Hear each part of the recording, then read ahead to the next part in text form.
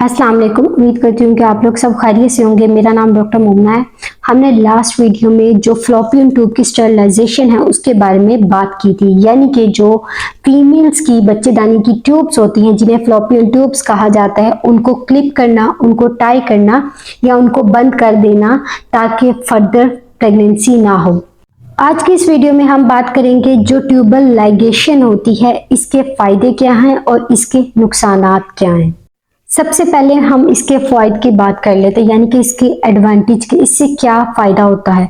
वो ये है कि जब एक दफा फीमेल की ट्यूब लाइगेट हो जाती हैं तो उसके बाद वो डिपेंडेंट नहीं होती। फॉर एग्जांपल, अगर कोई फीमेल अगर कॉन्ट्रासेप्शन के लिए ओरल मेडिसिन यूज कर रही होती है तो अब बाज़ औक़ात अपनी मेडिसिन लेना भूल जाती है या मिस हो जाती है, किसी वजह से उसके पास वो मेडिसिन मौजूद नहीं होती, तो उस कंडीशन में उनकी जो अनप्लान्ड प्रेगनेंसी होती है उसके कंसीव होने के चांसेस बढ़ जाते हैं। लेकिन ऐसे फीमेल जो ट्यूबल लाइगेशन करवा लेती हैं तो वो डिपेंडेंट नहीं होती, और एक दफा जब ट्यूबल लाइगेशन हो जाती है तो दोबारा फर्टिलिटी के जो इम्कानात होते हैं वो बहुत ही कम होते हैं।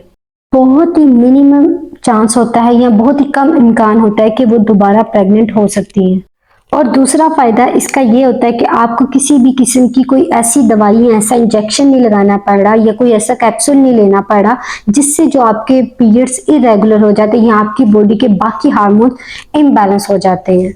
उसके बाद तीसरा फायदा इसका ये है कि वो फीमेल जिनको कोई मेडिकल डिसऑर्डर है, जैसे शुगर या ब्लड प्रेशर का मसला हो, तो उन कपल्स के लिए, उन फीमेल्स के लिए ये ट्यूबल लाइगेशन वाला, अगर उनकी फैमिली एक दफा कंप्लीट हो गई है और उन कपल्स की म्यूचुअल अंडरस्टैंडिंग से ये फैसला करते हैं कि वो ट्यूब को लाइगेट करवाना चाह रही हैं, ट्यूब्स को बंद करवाना चाहते हैं, तो उनके लिए ये बहुत ही ज्यादा सेफ मेथड है, वो इसको यूज कर सकते हैं। अब हम बात करते हैं कि इसके नुकसानात क्या हैं, इसके डिसएडवांटेज क्या हैं। जो बहुत ज़्यादा देखा जाता है वो लोगों में कि जब लोग एक दफ़ा इस प्रोसीजर को करवा लेते हैं तो उनको इस चीज़ का रिग्रेट होना लग जाता है कि उन्होंने ये प्रोसीजर क्यों करवाया।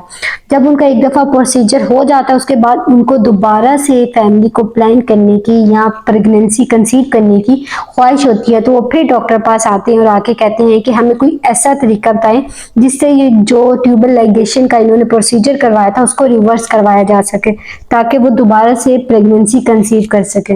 यहाँ पे मैं आपको ये बात क्लियर कर दूं कि अगर आपने अपनी ट्यूब्स को बंद करने के लिए जो मुस्तकिल तौर पे ट्यूबल लाइगेशन करवा ली होती है उसको दोबारा से ओपन करने के लिए प्रोसीजर मौजूद होते हैं जिसे कहा जाता है ट्यूबल रिकैनालाइजेशन।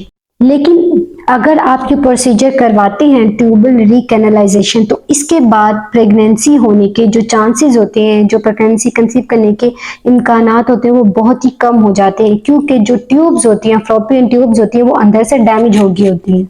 और अगर प्रेगनेंसी हो भी जाए तो उस केस में जो एक्टोपिक प्रेगनेंसी यानी ट्यूब के अंदर प्रेगनेंसी होने के चांसेस बहुत ज़्यादा बढ़ जाते हैं। अगर आपका ट्यूबल लाइगेशन से रिलेटेड कोई भी क्वेश्चन है तो आप मुझसे कमेंट सेक्शन में पूछ सकते हैं। उम्मीद करती हूँ कि आज की ये वीडियो ट्यूबल लाइगेशन के एडवांटेज और डिसएडवांटेज पे आपके लिए हेल्पफुल रही होगी। अगर आप चाहते हैं कि मैं इस तरह की और वीडियोस बनाऊं तो आप मेरे चैनल को सब्सक्राइब करें, मेरी वीडियोस को लाइक करें। मिलते हैं नेक्स्ट वीडियो में, तब तक के लिए अल्लाह हाफिज़।